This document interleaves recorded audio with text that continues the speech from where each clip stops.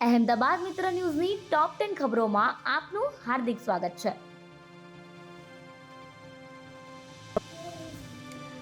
રાજ્યના 26 ટીડીઓની બદલી. રાજ્યમાં આઈએએસ અને આઈપીએસ અધિકારીઓની બદલી બાદ હવે તાલુકા વિકાસ અધિકારીઓની બદલીનો ગંજીફો ચીપવામાં આવ્યો છે. પંચાયત, ગ્રામ ગૃહ નિર્માણ અને ગ્રામ વિકાસ વિભાગ દ્વારા 26 ટીડીઓની બદલીનો આદેશ આપવામાં આવ્યો છે. ગુજરાત વિકાસ સેવા વર્ગ 2 તાલુકા વિકાસ અધિકારી વર્ગમાં ફરજ બજાવતા 26 અધિકારીઓની બદલીનો આદેશ કરવામાં આવ્યો છે, જેઓની યાદી નીચે મુજબ છે. આયુષ્માન યોજનાના પોર્ટલમાં ચેડા કરી 1200 કાર્ડ બનાવાયા. લાખો રૂપિયાની સારવારનો ખોટી રીતે લાભ લેવા માટે માત્ર 1500 રૂપિયામાં બોગસ પીએમજીવાય કાર્ડ બનાવી દેવાતું હોવાની ચોંકાવનારી વિગતો સામે આવી છે. આરોપીઓ દ્વારા સરકારી પોર્ટલમાં ચેડા કરી આ સમગ્ર કૌભાંડ આચરવામાં આવતું હોવાની વિગતો પણ સામે આવી છે. આ કૌભાંડ બાબતે કુલ 10 લોકો સામે ગુનો નોંધાયો છે. અમદાવાદમાં સામે આવેલા કૌભાંડના અન્ય રાજ્ય સાથે તાર જોડાયેલા છે કે નહીં તે દિશામાં પણ પોલીસે તપાસ હાથ ધરી છે. રાજકોટ અગ્નિકાંડ બાદ 6 મહિના બંધ રહેલી અટલ ટ્રેનને ફરી લીલી ઝંડી મળી. મણિનગરના ધારાસભ્ય અમોલ ભટ્ટ, મેયર પ્રતિભા જૈન સહિતના ભાજપના હોદ્દેદારોએ ઝંડી બતાવીને ટ્રેનને ફરી શરૂ કરાવી છે. મ્યુનિસિપલ સ્કૂલના બાળકોએ ટ્રેનમાં બેસીને મજા માણી હતી. કાંકરિયા પરિસરમાં ફરવા માટે આવતા સહેલાણીઓ આથી આ ટ્રેનની સફરનો આનંદ માણી શકશે. 10 વર્ષમાં પ્રથમ વખત રાજકોટવાસીઓએ શીતલહેર અનુભવી. ગુજરાતમાં શિયાળાની ઠંડી ભૂકા બોલાવી રહી છે અને ગત વર્ષે જે ઓછી ઠંડી નોંધાઈ હતી તેને સરભર કરવા જાણે કે ઠંડીએ નક્કી જ કરી લીધું હોય કે તે પ્રકારે હાડ થીજવતી ઠંડી પડી રહી છે. આ વર્ષની ઠંડીમાં આશ્ચર્યજનક બાબત એ છે કે જ્યાં રાજકોટમાં સામાન્ય ઠંડી રહેતી હોય છે તેને બદલે આ વર્ષે ગાત્રો થીજવતી ઠંડી રાજકોટવાસીઓ અનુભવી રહ્યા છે. જાહેર રોડ ઉપર કચરો ફેંકી ગંદકી બદલ એસજી હાઈવે ઘાટલોડિયા અને મણિનગરમાં 25 દુકાનો સીલ. જાહેર રોડ ઉપર કચરો ફેંકીને ગંદકી અને ન્યુસન્સ કરતા લોકો તેમજ દુકાનદારો એકમો વિરુદ્ધ મ્યુનિસિપલ કોર્પોરેશનના મેનેજમેન્ટ વિભાગ દ્વારા કાર્યવાહી કરવામાં આવે છે. શહેરના પશ્ચિમ વિસ્તારમાં ઉત્તર પશ્ચિમ ઝોનના સોલિડ વેસ્ટ વિભાગ દ્વારા પ્રતિબંધિત પ્લાસ્ટિકનો વપરાશ અને આદર્શ સાફ સફાઈના અભાવ બદલ ગોતા, ઘાટલોડિયા, થલતેજ અને બોડકદેવ વિસ્તારમાં કુલ 8 તેમજ પૂર્વ વિસ્તારમાં મણિનગર, બહેરાનપુરા અને વટવા સહિતના વિસ્તારોમાં જાહેર રોડ ઉપર ગંદકી કરવા બદલ 17 એમ 25 દુકાનોને સીલ મારી દીધી છે.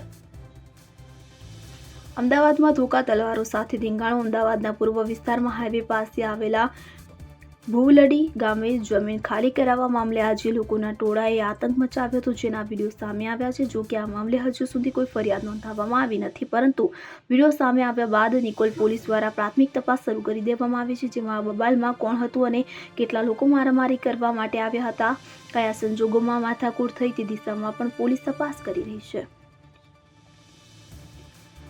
સ્પેશિયલ ઓપરેશન ગ્રુપે કફ સિરપનો જથ્થો જપ્ત કર્યો. સ્પેશિયલ ઓપરેશન ગ્રુપની ટીમને બાતમી મળી હતી કે રામોલ વિસ્તારમાં આવેલા જનતાનગરમાં રહેતો નાસિર શેખ પાસે કફ સિરપનો જથ્થો છે અને તે હાલ દાણીલીમડા ખાતે ઊભો છે. બાતમીના આધારે એસઓજીની ટીમ તાત્કાલિક ઘટના સ્થળે પહોંચી ગઈ હતી. એસઓજીની ટીમ પોતાના વાહનો પાર્ક કરીને બાતમીવાળી જગ્યા પર પહોંચી ગઈ હતી કે જ્યાં નાસિર શેખ પોતાની રિક્ષામાં બેસવા માટે જતો હતો. નાસિર રિક્ષામાં બેસે તે પહેલા જ એસઓજીની ટીમે તેને કોર્ડન કરી અટકાયત કરી લીધી હતી.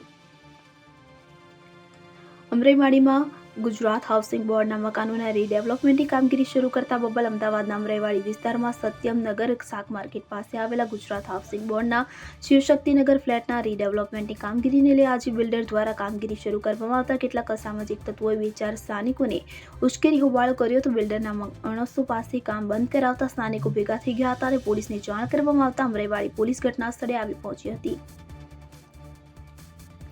ધોળકા શહેરની ઉભરાતી ગટરો અને ખોદકામથી નગરજનો ત્રાહિમામ. ધોળકાની શિવમ સોસાયટીના પાછળના ભાગે ગુંદરા તરફ જવાના રસ્તે કમોવાડા વિસ્તાર, સાસીજી કોલસાવાળા હાઈસ્કૂલના પાછળના ભાગે Menaben tower road, Ambedkar hall પાસે. આ ઉપરાંત ઘણી બધી જગ્યાએ ગટર ઉભરાવાની સમસ્યા તેમજ કલીકુંડ વિસ્તારની અંદર આવેલી ઘણી બધી સોસાયટીઓમાં ગટર ઉભરાવાની સમસ્યાઓની રજૂઆત અનેક વખત નગરપાલિકામાં કરવામાં આવી હોવા છતાં પણ પાલિકા દ્વારા કોઈ પણ જાતના પગલાં લેવામાં આવતા નથી, એવું શહેરના નાગરિકોનું કહેવું છે.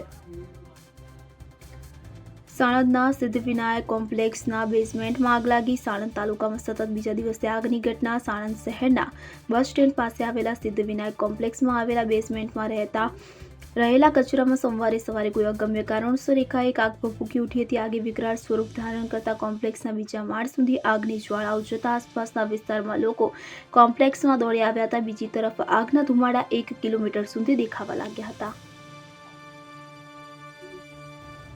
અહેમદાબાદ મિત્ર ન્યૂઝની યુટ્યુબ ચેનલને સબસ્ક્રાઇબ કરો અને બેલ આઇકન જરૂરથી દબાવો, જેથી મહત્ત્વના સમાચાર આપના સુધી જલ્દીથી પહોંચે.